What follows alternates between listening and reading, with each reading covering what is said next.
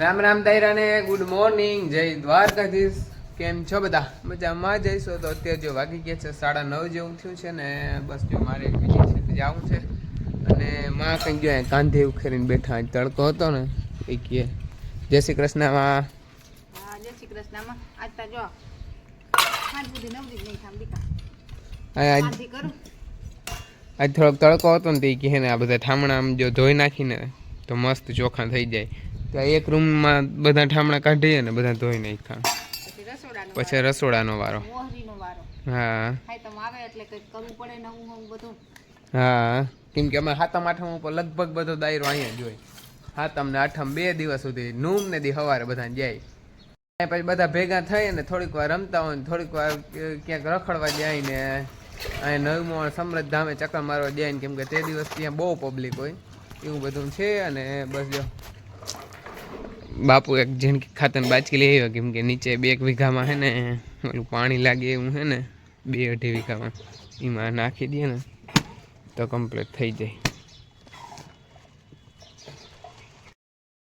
હું બાપુને વાડીએ મૂકી આવ્યો ખાતર બાચકી એક મૂકી આવ્યો અને બસ જો મેં મારી ગાડી કમ્પ્લીટ કરી અને મારે નીકળવું છે વિઝિટ માટે। અને માં બિચારા આજ ધૂમધામ કરે છે જોતા એની હાલત આ બધામાંથી કંઈક જારા ડૂચન બૂચન થઈ રહ્યો બધો અને બસ જો હું નીકળતો હતો હવે વિઝિટ માટે। અને જો આ કરણને મસ્ત બાંધીને પછી ફૂલ મલકના ફૂલ ઉઘડવા માંડ્યા હજી ત્યાં માએ સવારમાં ઉતારી લીધા જો મસ્ત એની છત્રી જેવી થઈ ગઈ અને ફૂલે મલક હવે તો ઉઘડે છે અને મારે હવે નીકળવું વિઝિટ માટે। હું આવી ગયો છું શંકર મંદિરે કેમ કે આજે સવારમાં દર્શન કરવા નહોતો ગયો અહીંથી જો બસ વિઝિટમાં જતો હતો મેં કીધું દર્શન કરતો જાઉં। અને આજે બીજું મંદિર છે આ શંકર ભગવાનનું મારું ગામના પાદરમાં થોડુંક છેટું છે જો વાં છે એ ગામ છે અમારું અને આ મંદિર છે શંકર ભગવાનનું આ થોડુંક ગામથી છેટું છે અને બાજુમાં તળાવ છે ભીમહર તળાવ કેમ કે પહેલાંના જમાનામાં એક ભીમા બાપા કરીને હતા એની આ મંદિર બંધાયું હતું અને તળાવ બંધાયું હતું એટલે ત્યારથી આ તળાવનું નામ ભીમહર તળાવ કહેવાય। આ પાળ છે એ તળાવની દેખાય સામે અને આ મંદિર છે શંકર ભગવાનનું।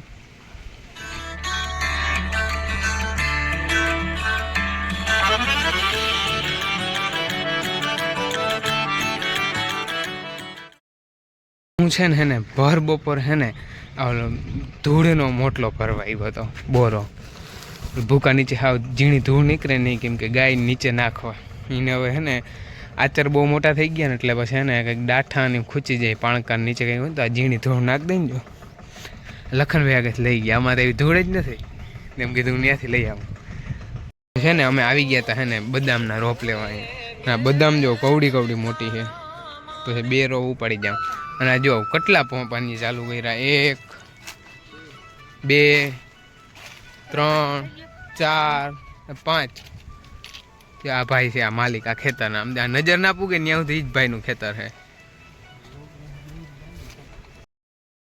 તો આપણે મળ્યા ડાયરેક્ટ સાંજે કેમ કે હું વિઝિટમાં ગયો હતો ને પાછો આવ્યો છે 7:30-8 વાગે ગયા હતા આવીને પછી થોડુંક કામ પતાવ્યું એટલે ડાયરેક્ટ મળ્યા આપણે અત્યારે અને બસ જો અત્યારે વાગી ગયા છે 10 જેવું થયું હોય ને બસ જો અહીંયા ધુવાડી ઓલાઈ ગઈ હતી તો હું ધુવાડી પાછી કરવા આવ્યો પંખો આજ થોડોક કંઈક મિસ્ટેક થઈ ગઈ હતી ને ચોંટી ગયો તો એમ માથેથી પાણી પડ્યું ને એટલે એને જે કોલું કાઢીને સર્વિસ કર્યો અને આજે થોડુંક માખ્યું ઓલા મચ્છર વધારે હતા ને તો આજ તો અગરબત્તી લઈ અને ચાલુ કરી દીધી અને જો મસ્ત બેસી ગઈ છે રાધા અને એને જો તરી આજે ભૂકો નાખી દીધો મસ્ત હાવ ઝીણો ઝીણો તારવી ભૂકાને ધૂળ નાખી દીધી એટલે એને બેહવામાં જ્યારે તકલીફ ના પડે અને મચ્છર ના કરે એના માટે અગરબત્તી પેટાવી દીધી માખ્યું વહી જાય એના માટે ધુવાડી પાછી ચાલુ કરી દીધી અને પંખો ચાલુ કરી દીધો એટલે હવે મસ્ત રીતે બેસી ગઈ અને ડાયરેક્ટ સવારે હવે ઊભી થાય એ તો આપણે હવે ડાયરેક્ટ કાલ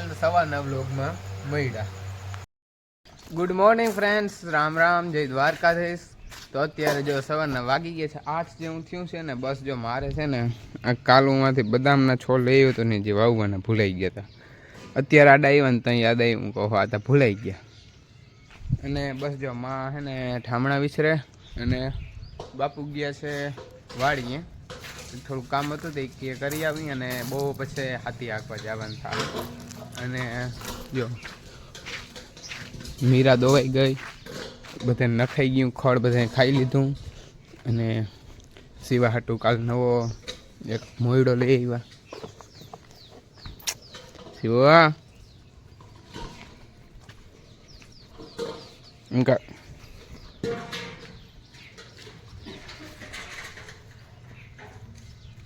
અને આ બદામને છે ને આમાં ક્યાંક વાવવી છે.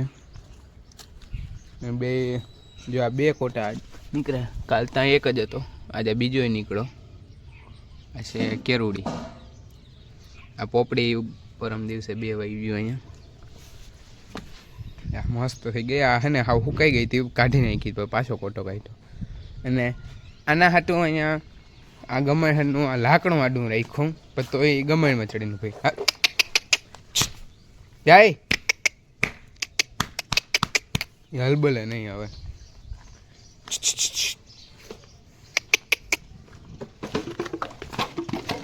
ઠેકતી ગઈ. આવડું મોટું લાકડું રાખ્યું ને એ ઠેકીને હમણાં આવતી રહી. અત્યારે છે ને અમે 11 કે 12 આંબાનો રોપ છે ને એ બધા લઈ લીધા.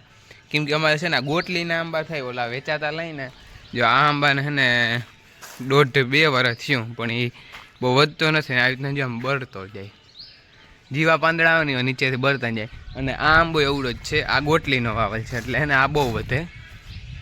એટલે અમારે અહીંયા ઉનાળામાં છે ને થોડુંક પાણી મોરું થઈ જાય ને એના કારણે છે ને આંબા બળી જાય.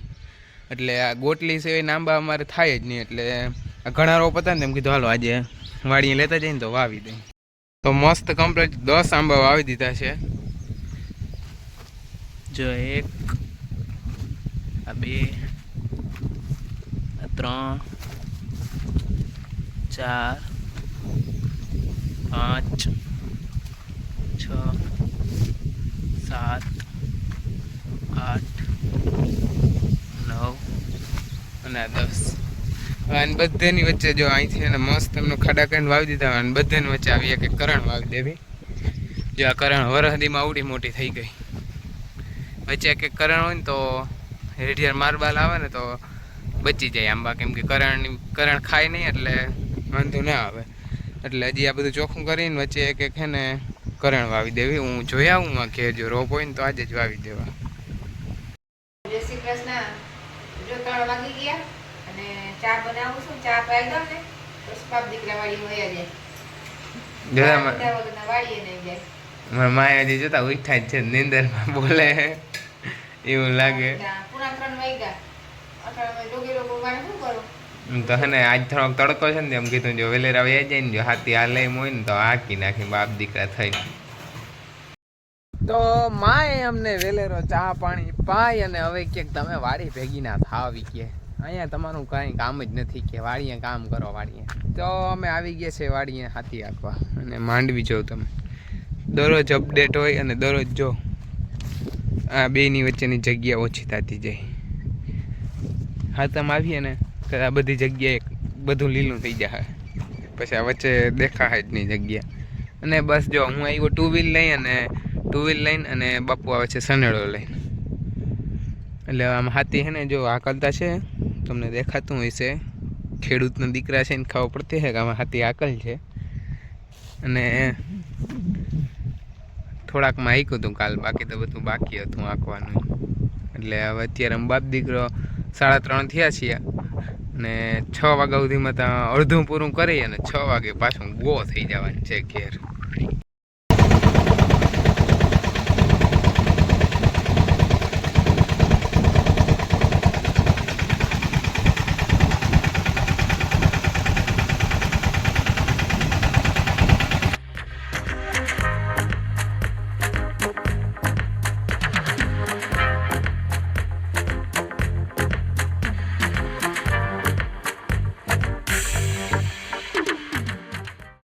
અત્યારે વાગી ગયા છે 7:30-8 જેવું થયું છે. અને બસ જો અમે બાપ દીકરો વાડીએથી ક્યારના આવી ગયા. આવીને માલને મીરાને મેં દોઈ અને નાખ્યું. અને આજ તો એવું લાગે છે કે શાયદ આજ કાલ સાંજ સુધી હું આવ્યું. અને જો આજે ને માથે બળતણ નાખી દીધા ને એટલે આખી રાત ધુવાડી લગભગ ચાલુ રહે આજે, કેમ કે હે ને નકર માખ મચ્છર બહુ છે ને એટલે ગાયુંને હેરાન કરે. અને હજી ઓલી અગરબત્તી પેટાવવી મચ્છર નહીં, પણ હજી થોડીક વાર છે. અને થોડુંક અંધારું થઈ જાય ને પછી મચ્છર. અને અહીંયા જો આમાં બળતણ નાખી દીધા ને એટલે એ આખી રાત જ ચાલુ રહે ધુવાડી.